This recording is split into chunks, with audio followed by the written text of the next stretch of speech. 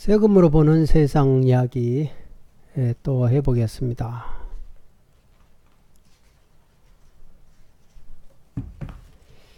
명의자만 사업자인 내가 왜 세금을 내야 하나요? 갑은 달람주점 여종업원입니다.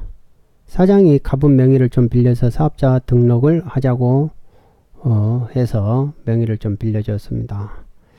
신용불량자로 사업자 등록을 사장이 낼 수 없다고 그렇게 하소연하기 때문에 직원이 뭐 안 빌려줄 수 있나요? 사장한테. 단란주점을 소유하고 있으면서도 뭐 신용불량자라는 게 이해가 되지는 않지만 그런 식으로 음성적으로 돈 버는 사람들이 다 그렇게 하는 거죠. 갑은 처음에는 안 된다고 했지만 뾰족한 수가 없었어요. 할 수 없이 먹고 살기 위해서는 어쩔 수 없이 궁여지적으로 명의를 빌려줬는데 이게 결국은 이제 화근입니다. 결국 사장은 갑의 명의를 빌려가지고 사업자 등록을 했고 약 1년 2개월 정도 전람주점 운영하다가 그 다음에 이제 일기분 부가세를 이제 신고하지 않았습니다. 그러자 세무서는 즉각 갑에게 부가가치세 400만원을 부과했어요. 그러니까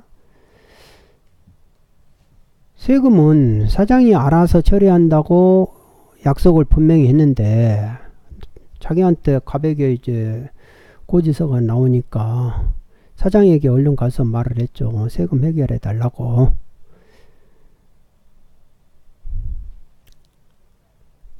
사장이 알았다고. 내가 곧 해결하겠다. 그런데 그런 말만 계속 하는 거예요. 차일필 오늘 하겠다 내일 하겠다 이런 식으로. 그 사기꾼의 전형적인 것이요. 돈 빌려주고 안 갚는 사람들의 가장 전형적인 것이 내일이다. 너만 갚아줄게. 이런 식. 나중에 내일 갚아줄게. 뭐 이런 식으로. 결국 애꿎은 갑만 억울하게 체납자가 되어버린 거죠. 그 후 갑은 술집을 이제 다닐 수 없고 그렇게 해서 그만두고 보험회사에서 보험 설계사로 일하고 있었습니다. 그런데 세무서는 체납자인 갑을 그냥 놔두지 않았죠. 2년 후 갑이 보험회사에 다닌다는 사실을 알고 그의 급여 계좌에 대해서 탁 압류를 해버린 겁니다.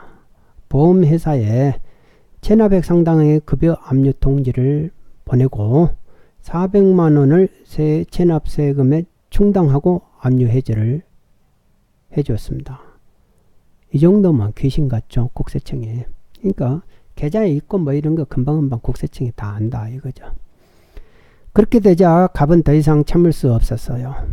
세금을 해결해준다는 사장의 말만 믿은 자신이 바보였고 순진하였다. 옆에 사람들이 너가 순진한 거야 바보야 라고 하니까 그리고 그 사장을 어떻게 믿니? 그래서 갑이 직접 나섰습니다. 세무서에 직접 찾아갔습니다. 그리고 호소했어요. 그러니까 세무공무원은 고충을 넣어라.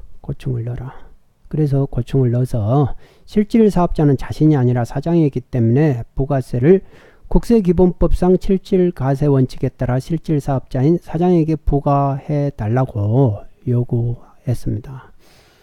다행히 갑의 고충 민원은 받아들여졌습니다. 갑은 실질 사업자는 자신이 아니라 사장이기 때문에 갑에게 부과된 부가세를 취소하고 사장에게 가세하였다는 통지를 세무서장으로부터 받을 수 있었습니다.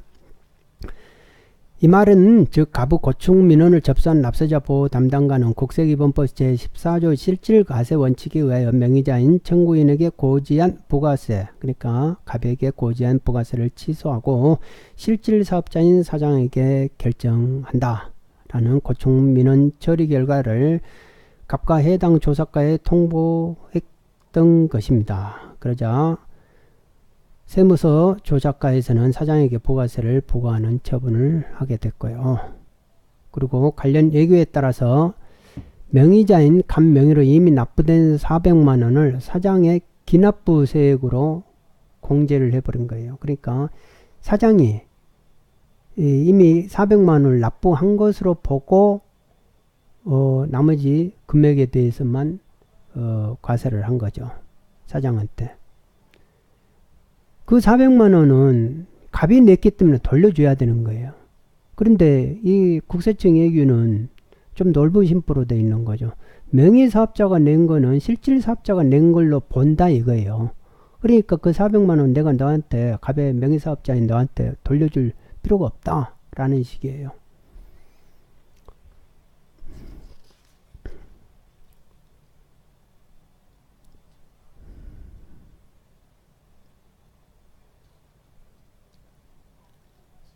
경제적 그러니까 이제 그러기 때문에 400만원 처음에는 이제 세무서에서는 잘못해서 담당자가 세무서 조사과에서는 이렇게 해가지고 400만원을 갑에게 돌려줘 버린 겁니다. 그러니까 나중에 감사가 걸려가지고 1년 10개월 뒤에 거기다가 가산세까지 더해가지고 500만원을 다시 내라는 부가세 고지서를 갑에게 보냅니다. 세무서가. 그러니까 갑은 아니 내가 무슨 세금 낼 것이 하나도 없는데 도대체 뭐 이해를 안 되는 거죠. 갑은 황당해서 세무서에다 이제 물어본 거죠. 그러니까 세무서 하는 말이 국세청으로부터 감사 지적을 받았다. 아까 제가 말한 것처럼 명의사업자한테 돌려줘서는 안 되는데 돌려줘 버렸다 이거예요. 400만 원을. 그러니까 그거에 대해서 이자까지 붙여가지고 500만 원을 다시 부과시켜라 라고 해서 부과된 거다 라고 이렇게 설명을 해 준 겁니다.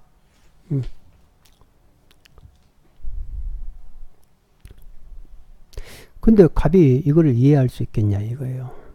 완전히 이상한 논리잖아요. 어떻게 해서 내가 낸 돈인데 그게 어떻게 해서 실질 사업자가 낸 돈으로 벌 수 있느냐 이거예요. 물어보니까 그게 기획재정부 얘기래요. 그래서 갑은 불복 청구를 했어요. 문제는 갑이 세법의 시자도 모르는 그냥 백지 수준이라는 거죠. 알 수 없이 조세 전문가를 찾아가서 해보니까 수임료가 문제예요. 580만원 과세처분을 취소받기 위해 수백만원을 줄 수는 없는 거잖아요. 변호사 수임료로. 그런다 해도 그 변호사도 자원봉사하는 게 아니잖아요. 정신노동을 하는데 580만원이 그게 중요한 것이 아니고요. 이 서면 활동하는 그 자체가 정신노동이에요. 정신에너지가 나가고. 그러니까 580만원이든지 5,800만원이든지 5억 8천이든지 58억이든지요. 노동은 똑같아요. 할 수 없이 그래서 갑 혼자서 불복을 할 수밖에 없었어요. 희미한 불빛 아래서 불복 청구서를 작성하면서 이미 환급해 준 세금을 왜 다시 내야 하냐 라고 억울한 심정을 그대로 토로했죠. 그러나 갑은 6줄 정도밖에 적지 못했습니다. 아는 게 없으니까요. 뭘 알아야 자세히 적지. 불복 청구에 대한 결정문이 왔습니다. 기각이었어요. 결국 기각이죠. 그러니까 갑은 그럼 이때 어떻게 해야 되겠습니까? 예규의 문제점이 바로 이런 게 있습니다. 예규의 문제점이 이 부분은 예규의 문제점을 알고 싶으면요. 제 책을 한번 사 보셔가지고 40페이지, 41페이지, 39페이지 이렇게 한번 확인을 해 보시기 바랍니다. 세세한 것까지 제가 여기서 말하면은 시간이 걸려요. 그러니까 절실한 사람은 구하기 마련입니다.